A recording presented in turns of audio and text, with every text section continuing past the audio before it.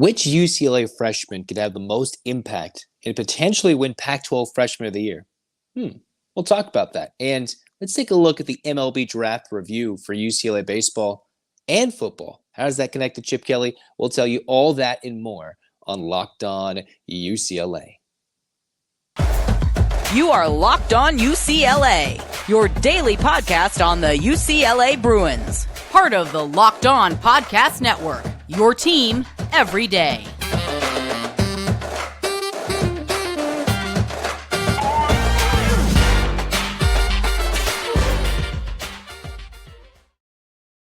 Welcome, everybody, to the Locked On UCLA podcast. I'm your host, Anderson-Yoxsimer. Thanks for making this episode your first listen, and every episode your first listen each and every day. It's free wherever you get your podcast, and it's available on YouTube. Like, comment, and subscribe. Thanks for your support. Become an everyday listener of the Locked On UCLA podcast. You will not be disappointed. In the meantime, we're going to start right where it says, hey, let's get ready to rock and roll, because it's all about who's going to be that Pac-12 Freshman of the Year. UCLA got a Pac-12 Freshman of the Year winner in Adem Bona.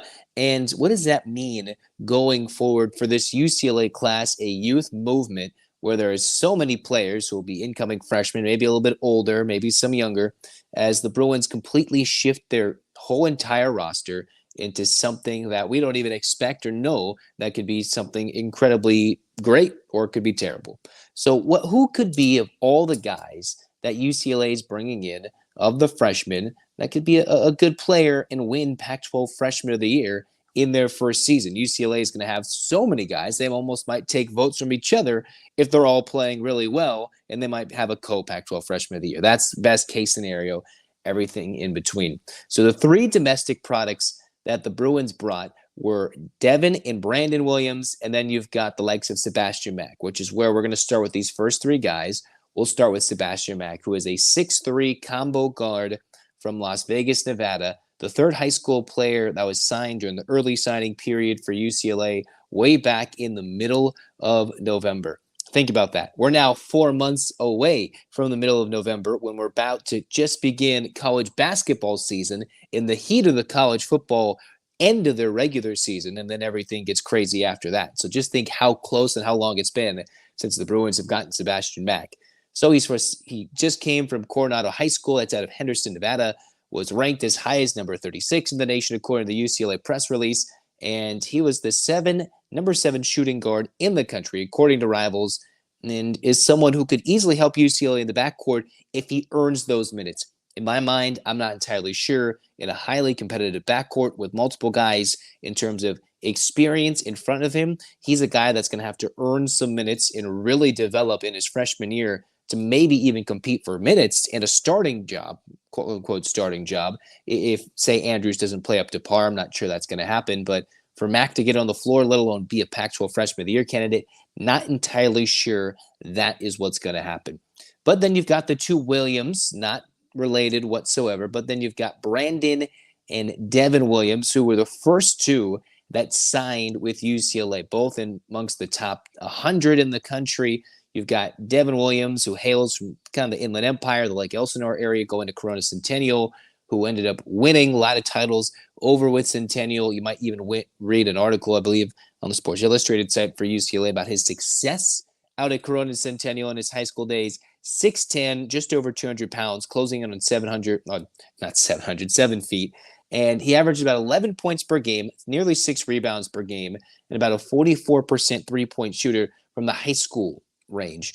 So what is he going to bring? He's a guy that can go both ways. He can really help defensively. I talked about that recently when I was diving in to the UCLA roster as to who could really impact and who could earn some starting minutes. Williams is not going to get some starting minutes this year, barring some major injury concerns or something getting stopped in Ademara's contract situation, which, while he's not officially a Bruin, we'll talk more a little bit later, he is still waiting to get that process dealt with after Zaragoza is not trying to let his contract end so he can go to Westwood. But Williams, depending on how that process plays out, could get a lot more minutes. You still have to deal with Bona, Kenneth Nuba, a guy who, as Mick Cronin says, a great prospect with tremendous length and skill, a shot blocker. He is a modern big man with skills and size and, he can continue to get better with his strong work ethic overall at UCLA. This is a guy who is a sleeper to get some good sneaky minutes in the post, potentially,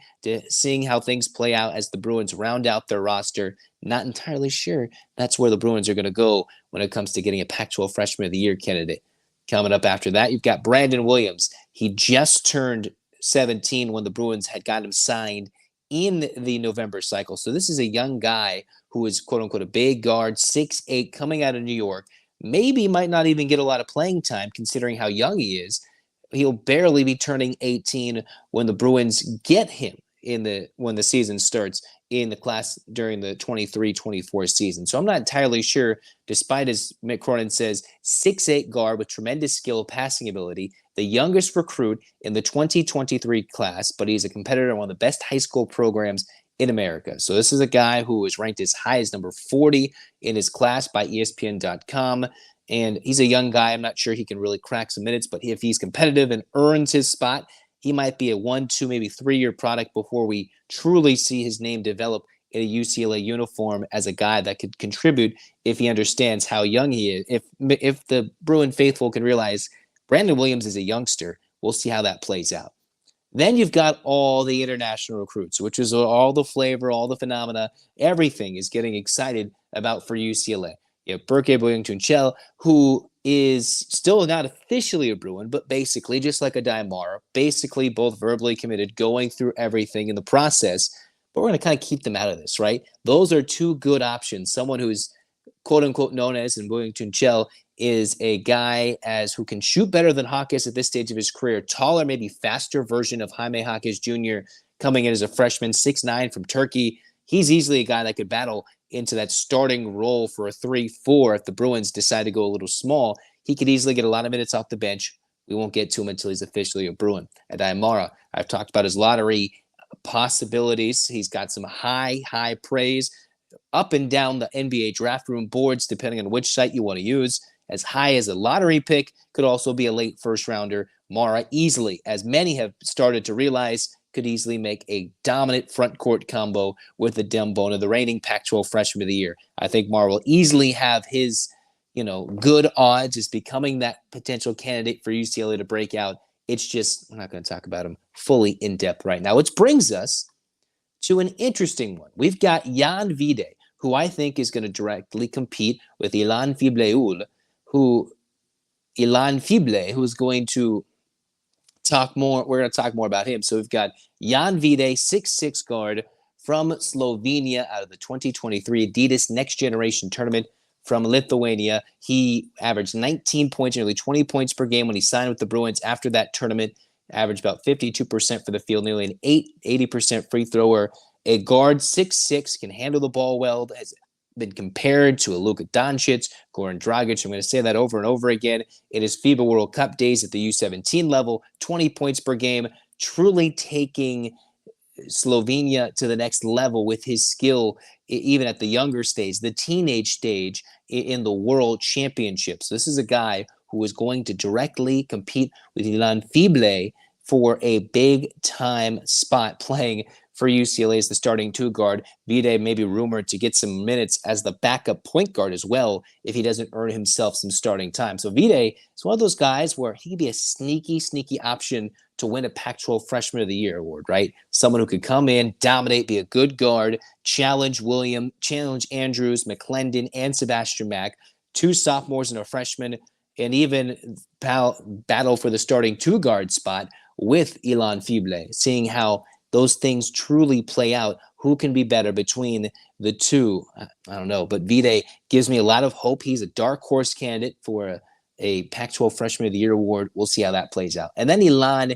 Figlay, who signed with the Bruins officially in late May 31st, when he came over from the National Institute of Sports Expertise and Performance in Paris, the INSEP Academy.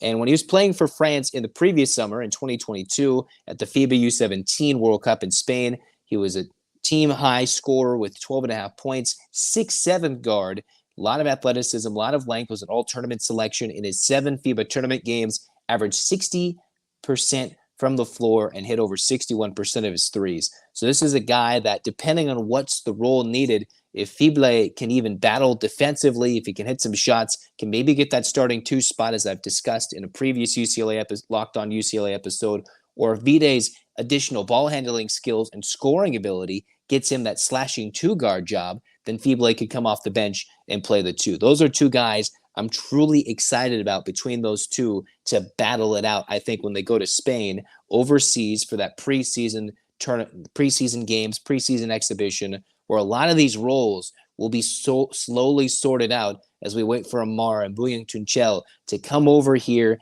and figure out when they're officially Bruins. All signs point to those 2, and they'll easily have their names in consideration for Pac-12 honors, Pac-12 Freshman of the Year awards.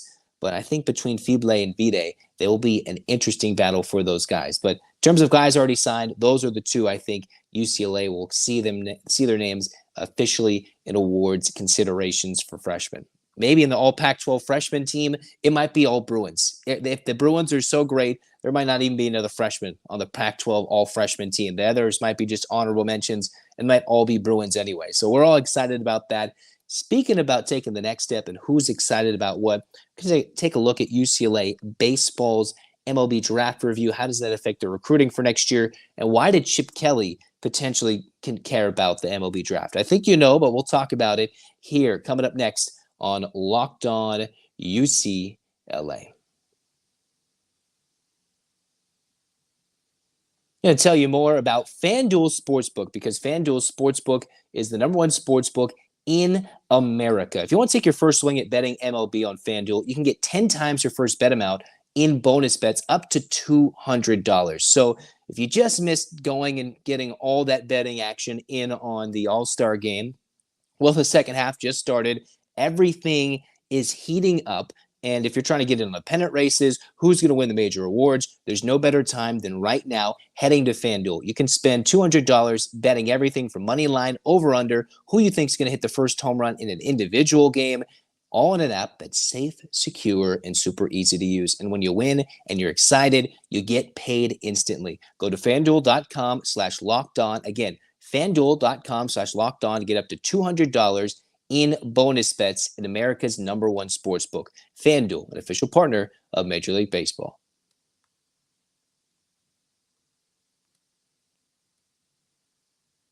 Cruising on segment 2 of the Locked On UCLA podcast. Zach Anderson-Yoxsimer with you guys as we move on. What did the MLB Draft bring the Bruins or take away? Because we've seen a couple of Bruins hit the portal. Some guys go to the draft. Former Bruins, new Bruins, all impacted by who was or wasn't drafted in the MLB Draft. So this might be a small, shorter review than you might be expected. I know the Daily Bruin wrote a very good article about a lot of this. And what I think is important, first off, is where's the Chip Kelly connection and the UCLA football connection to UCLA looking for? Who is that 2-sport star? Well, we know John Vaughns is the two-sport star, but then incoming 4-star receiver Grant Gray is someone who found himself finding more and more traction as a 2-sport athlete and eventually found his way to UCLA, slowly creeping up potentially late round draft picks for MLB prospects in those later rounds of the draft. Ended up not getting drafted, which for UCLA fans might be a blessing, while for Gray, who would have loved to hear his name called even as a high schooler, maybe wouldn't have signed considering he's playing 2 sports and could have gotten an education beyond that, but he still has to wait some time before he gets his UCLA baseball uniform on and then gets to maybe go through the MLB draft requirements again. But a 4-star receiver supposed to make some impact at a deep receiver room with a deep running backs room and everything in between. So you got Gray coming in, who was one of their higher touted incoming prospects from the receiver room, along with Jeremiah McClure. But most importantly, Gray is going to be a Bruin. Wasn't drafted, and he will still stay with UCLA. But here are the Bruins that were drafted. You've got Alonzo Treadwell, 2nd round with the Astros, Kyle Karros, 5th round with the Rockies, Charles Harrison, 7th round with the St. Louis Cardinals, Jake Brooks with the Miami Marlins in the 11th round, Darius Perry in the 15th round with the Rockies, and Ethan Flanagan, 17th round with the Cubs, the left-hander who may come back to UCLA depending on how late he was drafted, the 17th round, number 506 in terms of picks. You'd expect probably all the UCLA Bruins, beyond just the graduated ones, all these ones who got drafted, and then you mix in the portal and everything, these guys are probably gone. I know there's a lot of hope that Flanagan can come back and maybe be a big focal point for the UCLA rotation going forward. But he is drafted by the Cubs after a year of 31 and 2/3 innings pitched with an ERA over 5. The Cubs took a chance on him. We'll see how that plays out. But what's important is that the majority of UCLA's incoming recruits actually weren't selected, or if that selected early enough that they might leave and go to the draft or try to play their professional route instead of going to UCLA. So one, you hope that Flanagan can come back and maybe bolster that rotation. And mind you, at the recording of this podcast, there's been no news either way. It's late July. I believe July 25th is the date I saw. That is when you have to officially sign the deadline, everything in between.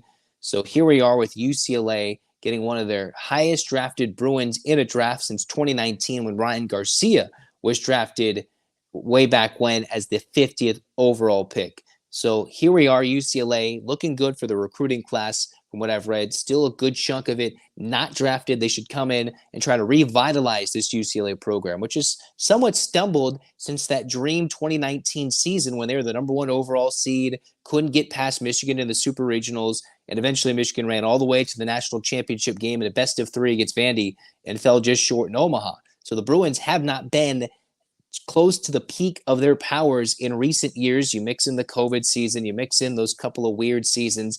Now there's the Pac-12 tournament. Then they're moving to the Big Ten. A lot of question marks about how this UCLA program is going. But as they transition out of a good baseball conference, I would say, to a maybe more favorable conference for UCLA in terms of moving to the Big Ten, I think the Bruins should be fine. But this is that incoming class that gets a little flavor of both, right? You get 1 year of the Pac-12. You see what it's like to play West Coast baseball for a year at the collegiate level.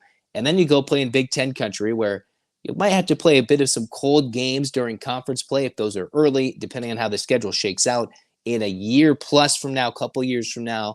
But here we are, the Bruins, I think, looking good. The MLB Draft didn't completely strip them of talent, of guys who they either weren't expecting are ready to come back, or of their incoming recruiting class. So John Savage should be happy about that. And Grant Gray, hey, he's still a Bruin. Let's talk about that all and more throughout the rest of the summer, building it into more Locked On UCLA episodes. But speaking of finishing these things, UCLA has their final year of women's basketball opponents released. What does this mean? And do they get a break? What does that really affect this team that has a lot of hype? We'll tell you all that and more coming up next on Locked On UCLA.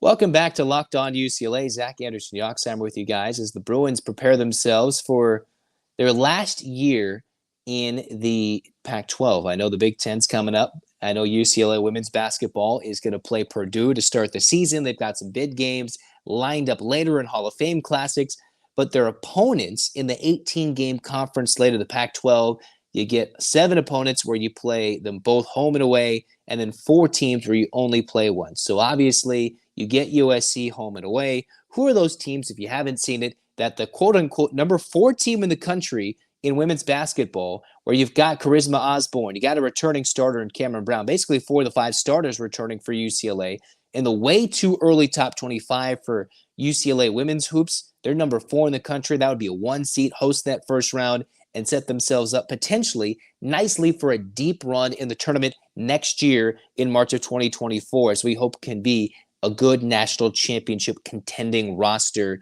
with only a few true contenders, we think. So what did the Bruins get in their last year of Pac-12 play? Well, the teams they play twice are Arizona and Arizona State. You get Colorado, Utah, Oregon and Oregon State, and then obviously USC. The teams they only play once, which are at home, are the Washington schools. You play Washington and Washington State. And then on the road, you get to play Cal and Stanford, which is interesting because last year the Bruins had to play Stanford 3 times if you include the Pac-12 tournament. So a decent rivalry, one of the teams that's usually atop the Pac-12 year in and year out under head coach Tara Vanderveer. You've got the Bruins only playing them once. You go on the road, which is a little bit tougher going up to Maples. I think the schedule stacks up quite nicely for UCLA overall. You bring the Washington schools over to Pauley Pavilion for what could be their last trips to Westwood in quite some time. And I think UCLA did okay, only getting one chance with Stanford. I know you like to play them twice. I think that's a missed opportunity by the Pac-12 to not have the SoCal schools and the Bay Area schools play twice in the last year of the Pac-12. I know that's the whole rotating schedule, and that's the point of it. But UCLA women's hoops would love to win that big game against Stanford, considering Lauren Betts, who just came over from Stanford, the former number one recruit in a previous recruiting class. It's interesting she only gets one chance, at least in the regular season, to play her former squad as the Bruins go back to Palo Alto, and she returns to where she played for a year. But she joins Charisma Osborne, joins Cameron Brown, joins just about everybody else on this roster that is going to make a big impact for this UCLA team. We can't forget Gabriela Jaquez. You have Gina Conti. You've got Emily Bissoir.